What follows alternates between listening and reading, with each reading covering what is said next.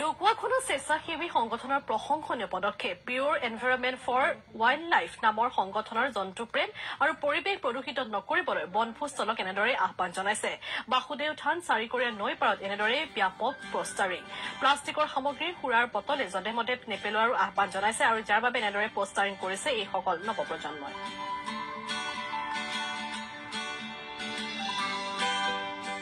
আমি যোৱা 4 বছৰে ঢকুৱাখনাৰ বিভিন্ন স্থানত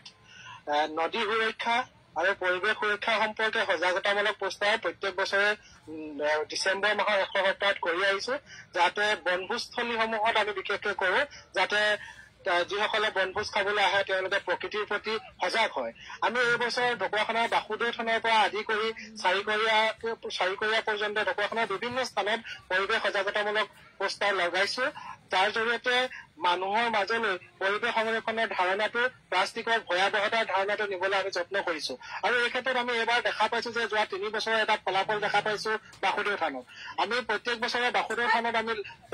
সজাগতামূলক পোষ্টাৰ লগাই আহিছিলো কিন্তু এইবাৰ দেখা পাইছো যে তাৰ স্থানীয় লোকসকল আগবাঢ়ি আহিছে আমাক সহযোগ কৰিছে আৰু তেওঁলোকে তাত বনভোজস্থলীসমূহত তেওঁলোকে এটা জিৰণি চৰা সাজি তাৰ পৰিৱেশ সুৰক্ষাৰ কাৰণে হাতে কামে লাগিবলৈ আৰম্ভ কৰিছে